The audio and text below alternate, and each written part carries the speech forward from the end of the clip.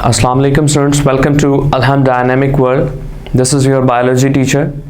Students बेटा हमने biology 10th का चैप्टर नंबर 10 स्टार्ट किया है, that is all about the gases exchange. और अब तक हमने जो कॉमन पॉइंट इस चैप्टर का स्टार्ट किया वो ये कहता है कि हर एक इंडिविजुअल अपनी बॉडी से गैसेस को एक्सचेंज करवाता है।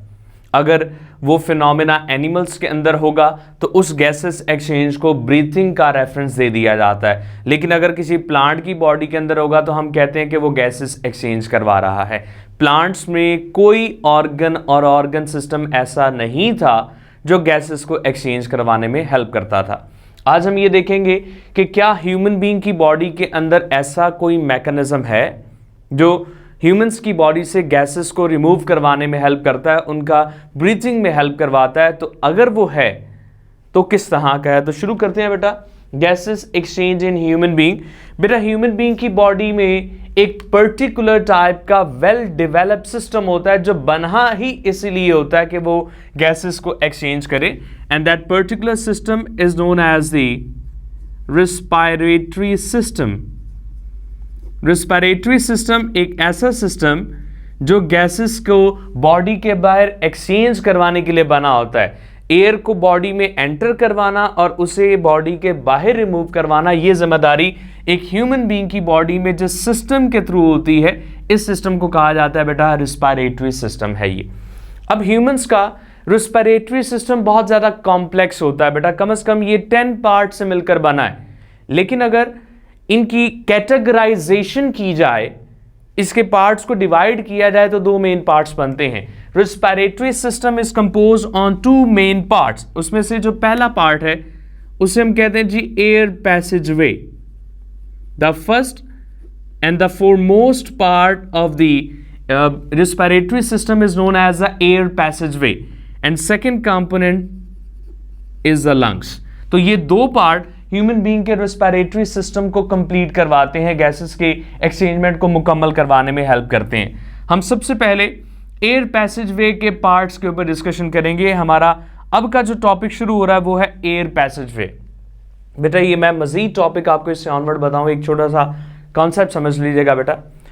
एक पर्सन की बॉडी के बाहर से जो एयर एंटर होती है, उस एयर में बहुत सारे कंपोनेंट्स होते हैं। उस एयर की कंपोजिशन में नाइट्रोजन होती है, उस एयर की कंपोजिशन में ऑक्सीजन है, कार्बन डाइऑक्साइड है, अदर और भी कंपाउंड्स या मॉलिक्यूल्स होते हैं। लेकिन बॉडी को जब एयर एंटर करवाई जाती है तो पहले उसे सूटेबल बनाया जाता है बॉडी के लिए, क्योंकि हो सकता है कि बाहर से जो एयर आ रही है वो बहुत ज़्यादा कोल्ड है, बहुत ज़्यादा वार्म है, उसमें डस्ट है, उसमें बैक्टीरिया के पार्टिकल्स हैं, तो वो बॉडी के लिए हार्मफुल हो सकते हैं। तो एयर पैसेज वे इस बात को इंश्योर करता है कि वो एयर जो बॉडी में एंटर होगी वो सही तरीके से काम करनी चाहिए, वो सही तरीके से बॉडी के पार्ट्स को सप्लाई होनी चाहिए। और दूसरा कॉन्सेप्ट बेटा ये है कि एयर जब पास करती है तो वो एक पर्टिकुलर ट्यूब के अंदर ही रहती है, जिसे एयर पैसेज वे कहते हैं। वो कभी भी इससे बाहर नहीं जाती अनटिल अनलेस वो ब्लड के साथ इन टच में नहीं आती, क्योंकि गैसेस ने डिफ्यूज होकर ब्लड में ही जाना है। तो जो मेन कंसर्न है कि एयर पैसेजवे कैसे गैसेस को अलाउ करेगा बॉडी में आने के लिए और उसे कैसे प्यूरिफाई करेगा, बॉडी के लिए सुटेबल बनाएगा ताकि बॉडी उसे आसानी से यूज कर पाए। तो एयर पैसेजवे एक बहुत ही इंपॉर्टेंट कंपोनेंट है बेटा। तो आज के लेक्चर में हम इसके कोई 4 कंपोनेंट्स बेटे पढ़ेंगे और रिमेनिंग हम अपने नेक्स्ट लेक्चर के अंदर डिस्कस करेंगे। तो एयर पैसेजवे किसी भी पर्सन का allow the entry of air, allow the entry of air in the body। Body में एयर्स के एंट्री को अलाउ करेगा, और बॉडी में जब एयर यूटिलाइज हो जाएंगी तो उनकी एग्जिट को भी अलाउ करेगा। Exit of air out of body, body से बाहर भी उसे अलाउ करेगा। तो एक ऐसा सिस्टम जो ये दोनों काम एक साइमल्टेनियसली वे में परफॉर्म करता है, एक पैरेलल वे में करता है, इस सिस्टम को कहा जाता है बेटा रेस्पिरेटरी सिस्टम। चूंकि रेस्पिरेटरी सिस्टम एक वेल मैनर्ड वे में काम करता है, ये जो गैसेस का आना और गैसेस का रिमूव होना ये दोनों एट ए टाइम नहीं होते। पहले एयर एंटर होती है बॉडी में which is known as a inhalation, और सेकंड, जब एयर बॉडी के बाहर रिमूव होती है उसे कहते हैं एक्सहलेशन। तो इनहलेशन हो या एक्सहलेशन हो, ये दोनों ही रिस्पिरेटरी सिस्टम खुद कंट्रोल करता है और ये सारा सेंटर हमारे ब्रेन के अंदर होता है। हम अगले टॉपिक्स में बेटा ये देखेंगे कि आखिर ये जो सांस लेने का या जो एयर के इन एंड आउट होने का फिनोमेना कौन कंट्रोल करता है और कैसे करता है, हम इसकी बात करेंगे। फिलवक्त के लिए हम शुरू करने वाले हैं पार्ट्स ऑफ एयर पैसेजवे। एयर पैसेजवे के हिस्से कौन कौन से हैं? एयर पैसेजवे के बेटा जो इंपॉर्टेंट पार्ट्स हैं उनमें से सबसे पहले आता है बेटा nose, nostrils and nasal cavity. ये तीनों पार्ट एक दूसरे के साथ जुड़े हुए हैं, एक दूसरे के साथ अटैच हैं और मिलकर ही काम करते हैं। लेकिन इनमें से जो फर्स्ट टू हैं, नोज एंड नोस्ट्रल कैविटी, ये जरा आपने इस डायग्राम के अंदर देखना है। बेटा एक पर्सन का नोज है जी, इस नोज के आखिरी पार्ट्स पे, मार्जिन्स पे मैंने दो आपको ब्लू सर्कल्स बना के दिखाए हैं। होपफुली बेटे आप लोगों को नजर आ रहे हैं। ये दरअसल नॉस्ट्रल्स हैं। These are actually the nostrils, ये नॉस्ट्रल्स हैं। अब इन नॉस्ट्रल्स की जिम्मेदारी क्या है? Nostrils allow the entry of air into the body. Nostrils का काम सिर्फ इतना है कि उन्होंने एयर को बॉडी के अंदर अलाउ करना है। क्वेश्चन ये आएगा कि क्या नॉस्ट्रल्स एक ही तरह के होते हैं जो बॉडी के बाहर है? तो आंसर है नहीं बेटा, ऐसा नहीं है। नॉस्ट्रल्स दो तरह के होते हैं। फर्स्ट टाइप के नॉस्ट्रल्स को कहा जाता है बेटा इंटरनल नॉस्ट्रल्स। इंटरनल नॉस्ट्रल्स ये फर्स्ट टाइप है, और सेकंड टाइप है जिसकी एक्सटर्नल नॉस्ट्रल्स। तो ये दो टाइप्स हैं नॉस्ट्रल्स की। अब वो नॉस्ट्रल्स जो बॉडी के आउटसाइड पर ओपन होते हैं, जो बॉडी के बाहर ओपन होते हैं, हम उन्हें कहते हैं एक्सटर्नल नॉस्ट्रल्स। तो बात यूं है कि ये वाले जो नॉस्ट्रल्स हैं इन्हें हम कहेंगे जी this is an external nostrils.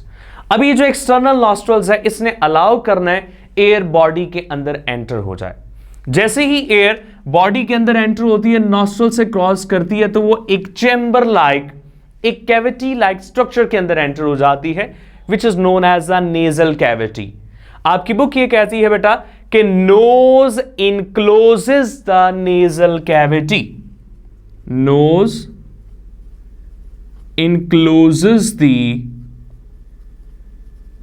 Nasal cavity. जो नोज है वो नेजल कैविटी को इनक्लोज करता है, उसे कवर करके रखता है। ये पूरा जो पोर्शन है ये नोज की ही कैटेगराइजेशन का है बेटा।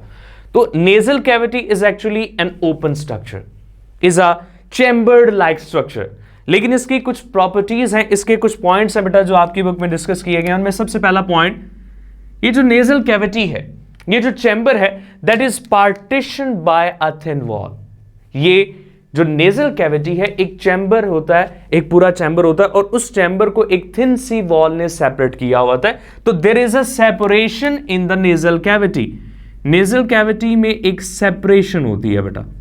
अब सेपरेशन की क्या वजह है? वजह यह है कि चूंकि दो नॉस्ट्रल्स हैं, एक्सटर्नल नॉस्ट्रल्स, तो दोनों जब एयर को अलाउ करते हैं एंट्री के लिए, तो वो अलग अलग कंपार्टमेंट में चली जाती है बेटा, ये वाला और उसके साथ है ये वाला।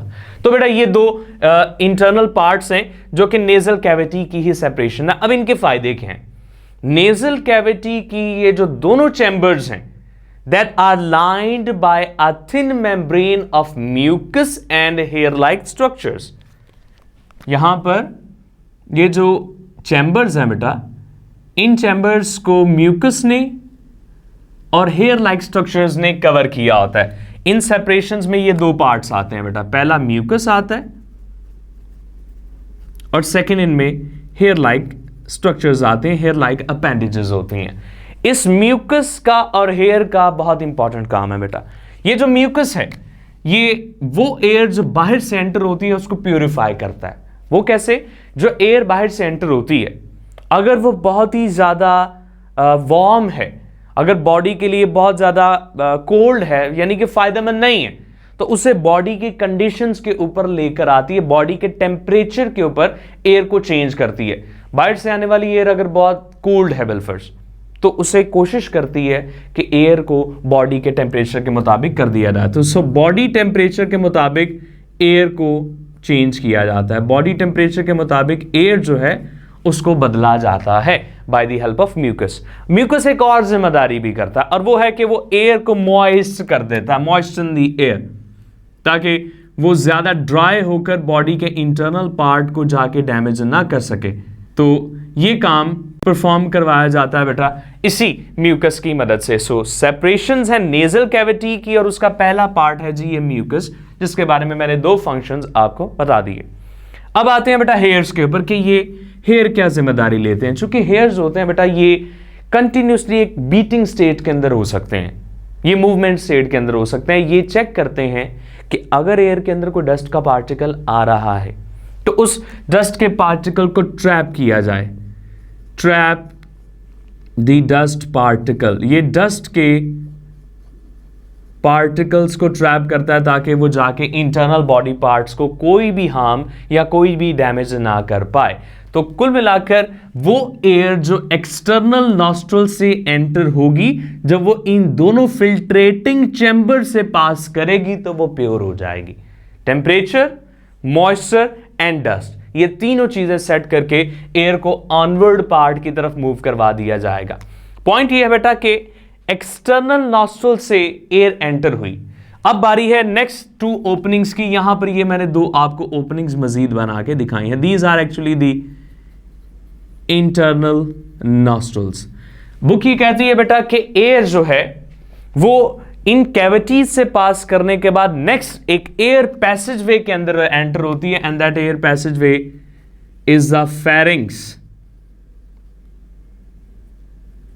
फेरिंग्स के अंदर एंटर होती है। अब एयर नॉस्ट्रल से फेरिंग्स के अंदर एंटर होती है through the help of internal nostrils. Internal nostrils आगे जाके एयर को फेरिंग्स के अंदर रिमूव करवा देते हैं। और हमारा नेक्स्ट पार्ट है जी फेरिंग्स।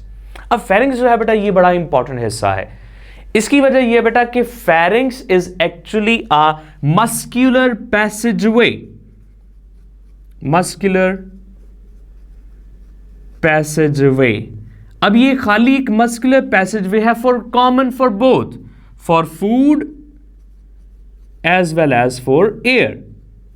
ये हवा के लिए भी सेम रास्ता है और ये एयर के लिए भी सेम रास्ता है। बात समझ नहीं आई? देखिए बेटा, एक पर्सन का माउथ है जी ये, जहां से वो फूड को इनटेक करवाता है। अब फूड ने यहां से पास करते हुए एंटर होना है, इसे ऑरल कैविटी कहते हैं, जहां से वो फूड आगे मूव कर रही है।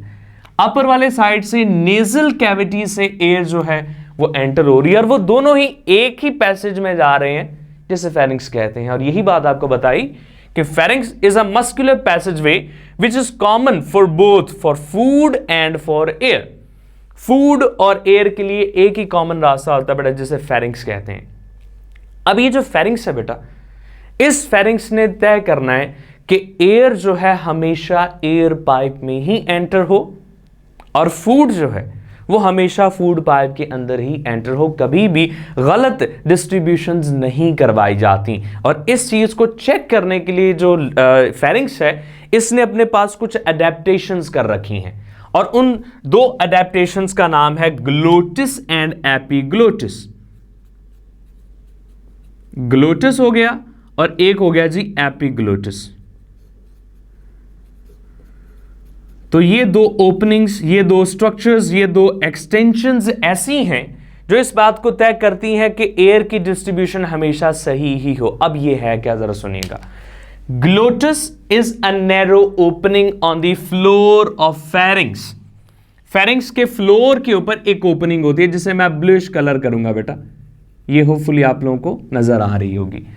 तो फेरिंग्स के फ्लोर के ऊपर एक ओपनिंग मैंने आपको बना के दिखाई और इस ओपनिंग का नाम मैंने दिया जी ग्लोटिस है ये। सो ग्लोटिस एक ओपनिंग का नाम है। अब ये ओपनिंग जाके एयर पैसेजवे में ओपन होती है, लेकिन इससे कोई बात समझ नहीं आई। Glottis is guarded by a flap of tissue. Glottis is guarded by a flap of tissue and that flap of tissue is known as the epiglottis. यहां पर एक फ्लैप ऑफ टिश्यू पाया जाता है इस तरह का, और इस फ्लैप ऑफ टिश्यू को कहा जाता है कि जी एपिग्लोटिस है। ग्लोटिस की और एपिग्लोटिस की कोऑर्डिनेटेड मूवमेंट की वजह से एयर हमेशा एयर पाइप में आती है और फूड हमेशा फूड पाइप में आती है। यहां पर मैंने दो पाइप्स का जिक्र कर दिया बेटा।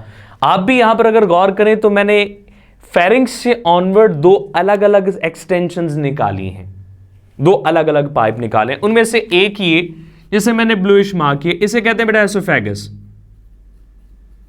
और एसोफेगस आगे जाके स्टमक के अंदर ओपन होगा, जैसे कि आपने 9th में लास्ट चैप्टर के अंदर बेटा पढ़ा है, सेकंड लास्ट वाली चैप्टर आपने पढ़ा बेटा न्यूट्रिशन के हवाले से, और उसमें ह्यूमन की न्यूट्रिशन आपको डिटेल में समझाई गई थी। तो एसोफेगस स्टमक में जाकर ओपन होगा और फूड उसमें जाएगी, लेकिन जो एयर है वो एयर आएगी इस पाथवे के अंदर, इस अदर ट्रैक के अंदर। ये जो दूसरी ट्यूब है इसे मैं एयर ट्यूब कह सकता हूं। This is the air tube. ये जो सेकेंड ट्यूब है this is the air tube. तो एयर जो है वो फेरिंक्स से हमेशा एयर ट्यूब के अंदर ही एंटर होगी। अब एयर ट्यूब की मैं बात नहीं कर रहा, मैं सिर्फ आपको भी नाम बता रहा हूं उसका। ओके अच्छा जी, मान लिया एयर फेरिंक्स से पास करती हुई इस एयर ट्यूब के अंदर एंटर होती है, लेकिन उससे पहले एयर ट्यूब में जैसे ही एयर एंटर होती है उसे एक छोटे से बॉक्स लाइक स्ट्रक्चर से इनकाउंटर होना पड़ता है, और वो जो छोटा सा बॉक्स लाइक स्ट्रक्चर है वो एयर पैसेजवे का नेक्स्ट पार्ट है, जिसे लैरिंक्स कहा जाता है। And larynx is also known as the voice box. Larynx को वॉइस बॉक्स भी कहते हैं बेटा। क्यों कहते हैं? क्योंकि एक पर्सन दिन में जितना मर्जी शोर करता है, जितना मर्जी वो बोलता है, जितनी मर्जी बातें वो करता है, जितनी मर्जी वो कन्वर्सेशन करता है, वो सारी की सारी कंट्रोल होती हैं इस लैरिंक्स के जरिए। तो वॉइस बेटा ये बहुत ज्यादा वॉइस बॉक्स एक्टिवेटेड होते हैं आप लोगों के अंदर। तो ये जो वॉइस बॉक्सेस होते हैं, ये वॉइस बॉक्स तय करता है कि साउंड की प्रोडक्शन हो।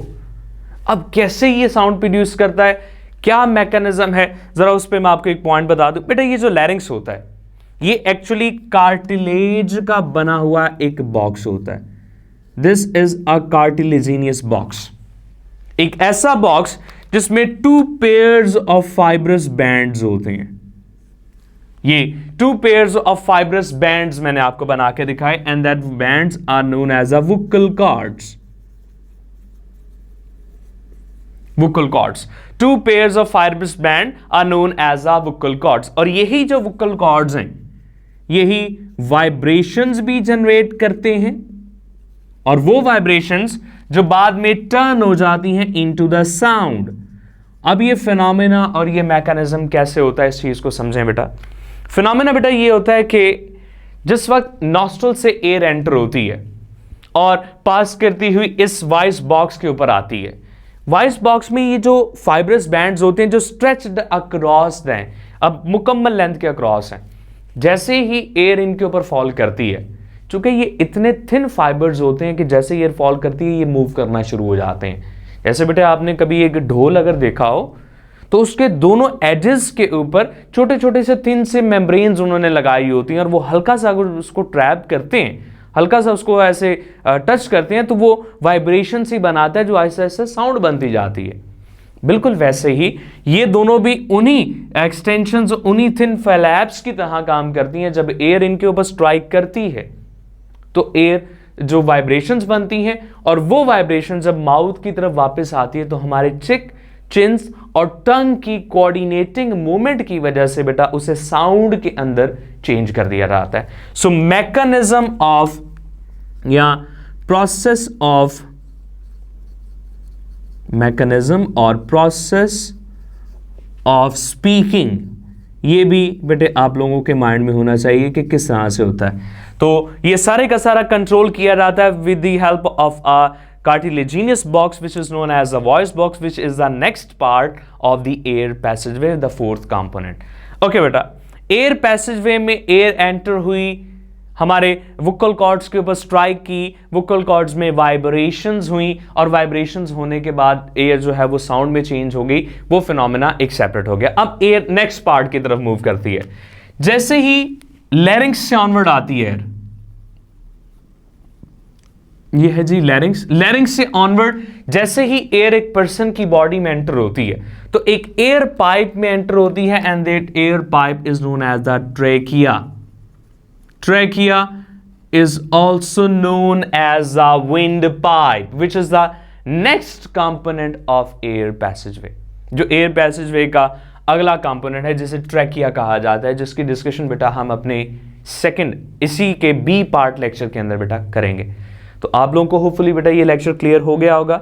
इसमें काफ़ी क्रिटिकल पॉइंट से आपने एक एक पॉइंट अच्छी तरह से रीड आउट करके उसे याद करना है बेटा। हम नेक्स्ट लेक्चर में दोबारा आपसे बात करेंगे। टिल देन बेटा अपना ख्याल रखिएगा। अल्लाह हाफिज़ बेटा।